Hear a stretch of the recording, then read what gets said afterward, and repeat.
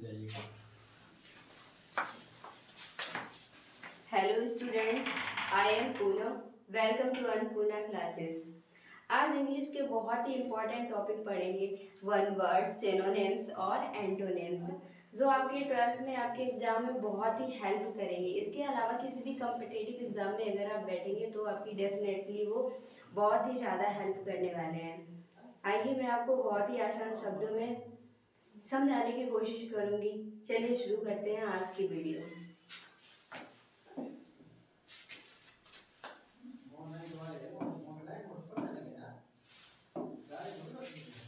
One word क्या होता है? ये हमारे पास एक सेंटेंसेस लिखा है, the life story of a person written by himself. अब इस सेंटेंस का जो आंसर है वो हमें एक वर्ड में देना है, इसी को कहते हैं वन वर्ड। किसी भी सेंटेंस का आंसर जब हम वन वर्ड में करते हैं तो उसको कहते हैं हम वन वर्ड। स्टार्ट करते हैं, the life story of a person with written by himself. Himself का मतलब होता है स्वयं। कोई भी व्यक्ति जब अपने जीवन के बारे में वो स्वयं लिखता है, खुद लिखता है, तो हम उसको क्या कहते हैं? तो इंग्लिश में हमें इसको बताना है, उसको कहते हैं ऑटोबायोग्राफी।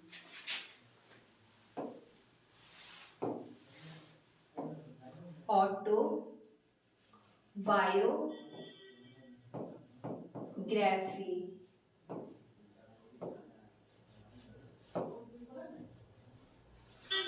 अब ये एक बहुत ही बड़ा वर्ड आपको लग रहा होगा, कैसे आप लर्न करेंगे। मैं आपको इसमें कुछ रूट्स वर्ड बताऊंगी। कोई भी बड़ा वर्ड होगा, सबसे पहले आपको क्या काम करना है, उसको टुकड़ों में तोड़ना है। इसमें हमें तीन तीन वर्ड्स दिख रहे हैं, ऑटो, बायो और graphy. Auto plus bio plus graphy. Graphy आपको पूरी इंग्लिश में कहीं पर भी अगर आपको ये ऑटो वर्ड दिखता है तो उसका सीधा सा मतलब होता है सेल्फ से, खुद, स्वयं। तो इसको कहते हैं, ये हो जाएगा स्वयं से रिलेटिव। एंड बायो, बायो क्या होता है? आप बहुत ही अच्छे से इससे परिचित होंगे। जैसे कि हमारा सब्जेक्ट होता है बायोलॉजी, मतलब उसमें जो भी चीजें होती हैं जीवन से रिलेटिव होता है, किसी के भी जीवन से। ग्राफी, ये बहुत ही इम्पोर्टेंट रूट वर्ड्स है ग्राफी। इसका संबंध जो है वो होता है लिखने से। लिखने से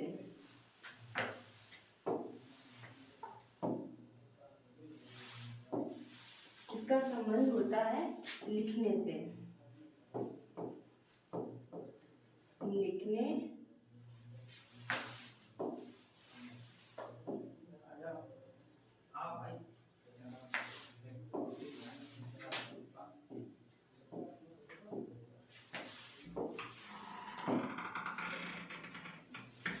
लिखने से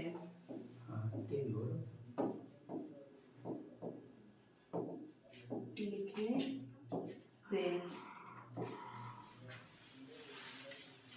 तो इतना बड़ा वर्ड था, हमने इसको टुकड़ों में तोड़ा। Auto plus bio plus graphy, हमारा क्या वर्ड बन गया? ऑटोबायोग्राफी। तो जो व्यक्ति अपने जीवन के बारे में वो स्वयं लिखता है तो उसको बोलते हैं ऑटोबायोग्राफी। अगर मैं इसकी हिंदी की बात करती हूँ तो हिंदी में आपने वर्ड सुना होगा आत्मकथा, मतलब खुद के जीवन के बारे में लिखना। तो इस तरीके से आप इस वर्ड्स को कर सकते हैं। अब हम दूसरे वन वर्ड पे चलेंगे, कॉन्ट्रेरी टू लॉ। ये क्या होता है कॉन्ट्रेरी टू लॉ? कॉन्ट्रेरी को हम हिंदी में कहते हैं विपरीत। लॉ तो सभी को पता होगा, लॉ कानून होता है। कॉन्ट्रेरी मतलब विपरीत, जो हमारे कानून के खिलाफ होता है, कानून के विपरीत होता है, उसको हम क्या कहते हैं? उसको हम इंग्लिश में बोलेंगे, वन वर्ड में हमें बोलना है, उसको बोलेंगे इलीगल। ये वर्ड सभी ने ही ऑलमोस्ट सुना होगा, इलीगल। इलीगल, इसको ज़्यादा डिफाइन करने की ज़रूरत नहीं है। इलीगल सभी ने ही सुना होगा। इसको हिंदी में कहते हैं गैर कानूनी। बहुत सारे वर्क है, हर एक फील्ड्स में हमारे इलीगल वर्क्स होते हैं। तो इस तरीके से आपका ये वन वर्ड कंप्लीट हो गया। अब हम चलते हैं अपने दूसरे वन वर्ड्स पर। नेक्स्ट वन वर्ड हमारा है the word which is no longer in use. ऐसे जो शब्द ऐसा कौन सा वर्ड है जिसको हम यूज करेंगे, मतलब जिसका बहुत टाइम से कोई यूज ही नहीं है। लॉन्गर मीन्स होता है लंबे समय से, लॉन्गर इन यूज मतलब उपयोग, जिसका बहुत टाइम से कोई भी यूज नहीं है, उसका कोई प्रचलन ही नहीं है। शुद्ध हिंदी शब्द होता है प्रचलन। अगर कोई चीज प्रचलन में ही नहीं है इन प्रेजेंट टाइम्स, तो उसको क्या कहते हैं? उसको कहते हैं अप्रचलित। उसको आप इंग्लिश में क्या कहेंगे? उसको कहेंगे ऑब्सोलेट। क्या कहेंगे? ऑब्सोलेट। ऑब्सोलेट, अप्रचलित, इसको हिंदी में बोलते हैं, इसकी जो शुद्ध हिंदी है वो है अप्रचलित।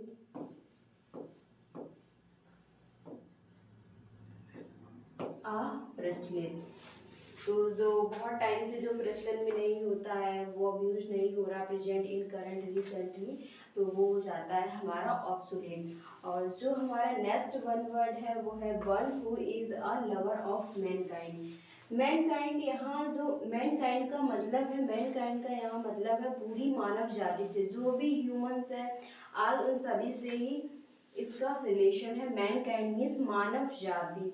One who is a lover मतलब स्नेह करने वाला, प्रेम करने वाला, जो पूरी मानव जाति से स्नेह प्रेम करता है, उसको एक वर्ड में आप क्या कहेंगे? उसको आप कहते हैं फिलैंथ्रोपिस्ट।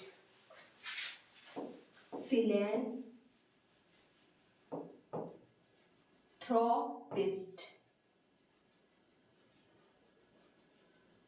फिलैंथ्रोपिस्ट। अब ये बहुत ही बड़ा वर्ड लग रहा होगा, आप कहेंगे कि मैम हम ये कैसे लर्न करेंगे, हमें कैसे लंबे टाइम तक ये याद रहेगा? तो कुछ रूट्स वर्ड्स होते हैं जिनकी मदद से आप बहुत ही लंबे टाइम तक उसको याद रख सकते हैं। अगर आप इसको रटने की कोशिश करेंगे तो भूल जाएंगे। नॉर्मली हम ह्यूमंस हैं, इसको हम तोड़ेंगे फिल में, फिल प्लस एंथ्रोपिस्ट। किस में तोड़ेंगे? Phil plus anthropos. आपको पूरी इंग्लिश में कहीं पर भी अगर फिल वर्ड मिलता है तो उसका सीधा सा मतलब होता है लव से। किससे मतलब होता है? लव से। ये प्रेजेंट करता है स्नेह को। ये किसी भी वर्ड में अगर लग जाता है तो इसका मतलब होता है लव। और ये भी हमारा एक रूट वर्ड है एंथ्रोपोज। एंथ्रोपोज जो होता है वो हमारी मानव जाति को रिप्रेजेंट करता है। तो ये मानव जाति हो गई, ये हो गया फिल मतलब जो मानव जाति से क्या करता है? लव करता है, तो वो हमारा क्या हो जाएगा? फिलैंथ्रोपिस्ट। तो आपने कितने इजीली तरीके से, बहुत ही सरल शब्दों में आपने इस वर्ड को रूट वर्ड्स की सहायता से आप इसको याद कर लेंगे। आपको रटने की बिल्कुल भी आवश्यकता नहीं होगी। अब हम अपना नेक्स्ट वर्ड करते हैं, one who goes on foot. One who goes on foot, जो पैदल चलता है। बहुत हम सभी लोग पैदल चलते हैं अपने डेली रूटीन्स में, तो आप उसको क्या कहेंगे? आप उसको कहेंगे पैदल यात्री। लेकिन आप इसको इंग्लिश में क्या कहेंगे? इसको कहते हैं पेडेस्ट्रियन। क्या कहते हैं? पेडेस्ट्रियन। Pedestrian, pedestrian. ये बहुत ही इम्पोर्टेंट है, सारे प्रीवियस ईयर है, इसको इसके बिल्कुल भी मत करिएगा। अब हम हमारे वन वर्ड कंप्लीट हो गए। अब हम करेंगे अपने सिनोनिम्स। सिनोनिम्स, सिनोनिम्स क्या होते हैं? Synonyms means same meaning. Same meaning, जैसे कि पहला वर्ड है एडवर्सिटी। एडवर्सिटी के और सेम मीनिंग क्या होंगे, इसका मतलब क्या होता है वो मैं आपको बताऊंगी। और हिंदी की बात करें तो हिंदी में सिनोनिम्स को आप क्या कहते हैं? पर्यायवाची हिंदी में बोलते हैं। एडवर्सिटी, एडवर्सिटी को हिंदी में क्या कहते हैं? तो इसका मतलब होता है जो भी क्या होता है? दुर्भाग्य। मैं आपके लिए इसकी हिंदी भी लिख देती हूँ, दुर्भाग्य। दुर्भाग्य। अब इसके सेम मीनिंग क्या क्या हो सकते हैं? आप वहीं पर ही बैठे बैठे सोचिए, आप इसके सेम मीनिंग और क्या क्या लिख सकते हैं दुर्भाग्य के, एडवर्सिटी के। इसका सिनोनिम्स आप लिख सकते हैं मिस फॉर्चून। आपने फॉर्चून वर्ड सुना होगा। फॉर्चून का मतलब होता है भाग्य। फॉर्चून, फॉर्चून का मतलब क्या होता है? फॉर्चून का मतलब होता है भाग्य। और ये मीजो, अगर आपको किसी भी वर्ड में अगर ये मीजो वर्ड मिल जाता है, मीज ये वर्ड मिल जाता है, तो ये हमेशा जिस तरीके से मैंने आपको बताया था फिल, वो हमारे लव को रिप्रेजेंट करता है। और मीजो जो है वो हेट से रिलेटिव है, घृणा से रिलेटिव है। तो कहीं ना कहीं ये इसका जो रिलेशन है वो बैड से है। फॉर्चून मतलब भाग्य, मतलब भाग्य हमारा कैसा है? बैड है। तो ये दुर्भाग्य हो गया। इसका सिनोनिम्स हम डिफिकल्टी भी ले सकते हैं। क्या ले सकते हैं? डिफिकल्टी, डिफिकल्टी भी ले सकते हैं। हमारा नेक्स्ट वर्ड है टिमिड। टिमिड, टिमिड क्या होता है? टिमिड आप सोचिए क्या होता है? टिमिड का मीन्स होता है जो कायर होते हैं, डरपोक होते हैं, उनको बोलते हैं टिमिड। तो इसके सिनोनिम्स क्या हो सकते हैं? इसका सिनोनिम होगा फियरफुल। बहुत ही इजी। फियर मतलब क्या होता है? फियर, फियर को क्या कहते हैं? हर एक व्यक्ति इससे परिचित होगा। फियर जो भी हमारा डर होता है। फियरफुल मतलब वो उससे भरा हुआ है बिल्कुल ही, मतलब कायर है, डर जाता है छोटी छोटी बातों पे, तो ये फियरफुल हो जाएगा।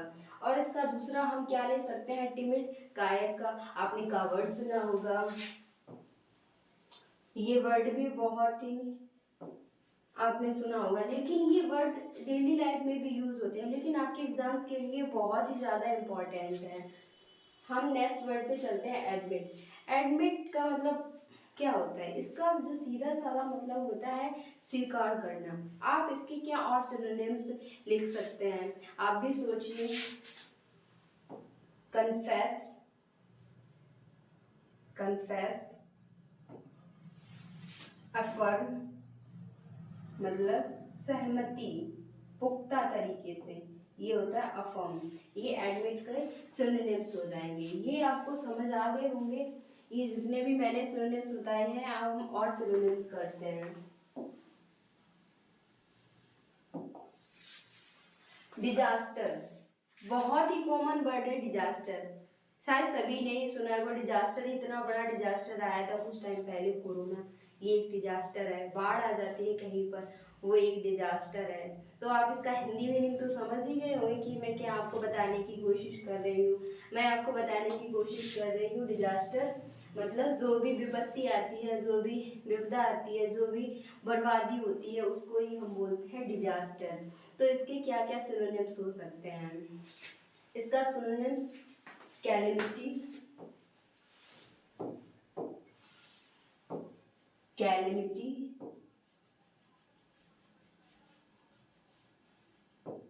कैलेमिटी, बहुत ही अच्छा इसका सिनोनिम्स है। इसके बाद हमारे पास वर्ड है हम्बल।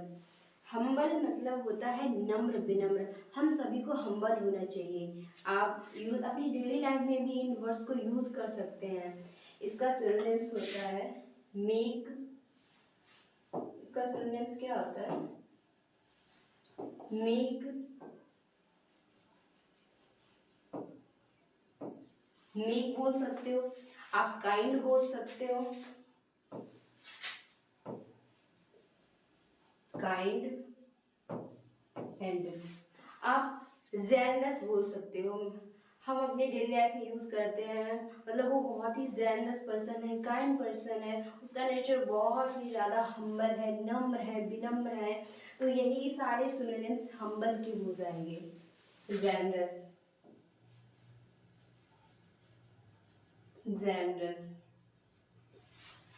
हमने अपने सिनोनिम्स कंप्लीट कर लिए, आपको अच्छे से समझ आए होंगे। अब हम कुछ एंटोनिम्स भी कर लेते हैं। एंटोनिम्स, एंटोनिम्स सभी को पता होंगे। एंटो जो अपोजिट वर्ड्स होते हैं, हिंदी में कहते हैं इनको विलोम शब्द। यहाँ पे पहला वर्ड जो है वो लिखा हुआ है एंशिएंट। एंशिएंट, आप एंटो या साइनो तभी कर पाएंगे जब आपको उस वर्ड का मीनिंग पता होगा। मीनिंग पता होगा मीन्स एंशिएंट को क्या कहते हैं? एंशिएंट होता है प्राचीन, जो पुराना हो, प्राचीन हो, जैसे कि एंशिएंट हिस्ट्री, प्राचीन जो इतिहास होता है। तो इसका जब हम अपोजिट करेंगे तो नया कुछ बनेगा ना, नया means modern, recent, modern, modern हो जाएगा, रिसेंट हो जाएगा। ये हमारे इसके एंटोनिम्स हो जाएंगे। इसके बाद हमारे पास हमारा अगला वर्ड आता है एडवर्सिटी। अभी मैंने आपको एडवर्सिटी वर्ड करवाया था, ये वर्ड करवाया था दुर्भाग्य। अगर हमारे जीवन में दुर्भाग्य नहीं है, इसका अपोजिट क्या होगा? हमारी लाइफ है वो बहुत ही ज़्यादा प्रॉस्पेरिटी भरी हुई है, उससे मतलब बहुत ही ज़्यादा प्रफुल्लित है, बहुत ही ज़्यादा हर्ष उल्लास है हमारे जीवन में, तो इसका हो जाएगा प्रॉस्पेरिटी। Prosperity, prosperity. और बहुत ही आसान वर्ड हो जाएगा एक फॉर्चून, मतलब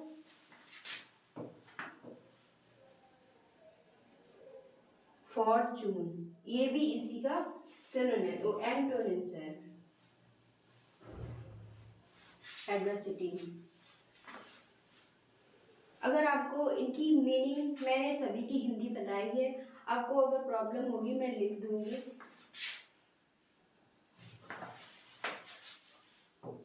प्राचीन,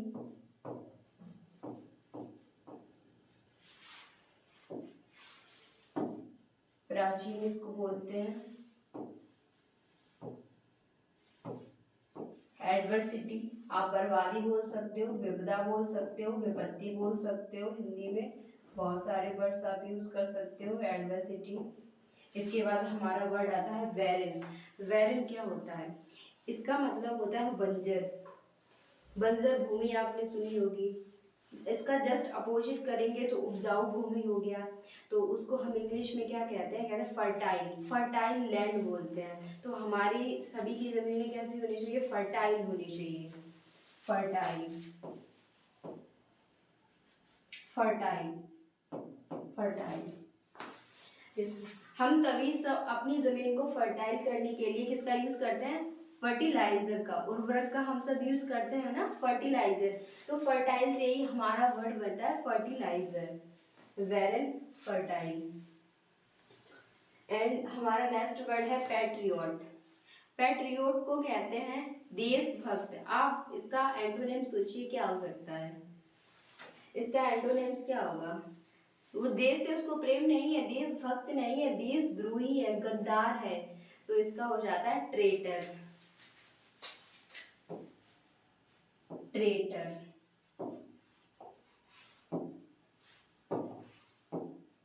क्या बोलेंगे? ट्रेटर, इसको बोलते हैं गद्दार या देशद्रोही, ट्रेटर हो गया। नेक्स्ट वर्ड है हमारे पास फ्रीडम।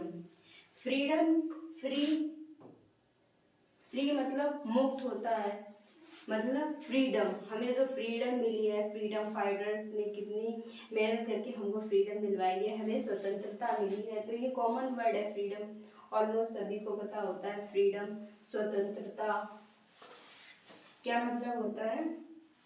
इसको कहते हैं बंजर, मैं लिख देती हूँ बंजर। ये होता है देशभक्त,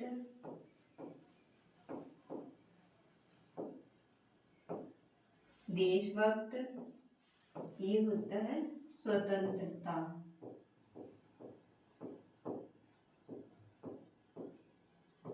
आपको इसके अपोजिट बताने हैं। स्वतंत्रता, आप स्वतंत्र नहीं है, आप क्या हैं? आप बंधे हुए हैं। बंधे हुए हैं तो आप क्या बोल सकते हो? बॉन्डेज। क्या बोल सकते हो? बॉन्डेज। इसका आप एंटोनिम्स बोल सकते हो बॉन्डेज। और हमारे पुराने टाइम्स में दास बना के जाते थे, मतलब उनको फ्रीडम नहीं थी, तो आप इसका एंटोनिम स्लेवरी भी बोल सकते हो। Slavery, slavery, slavery.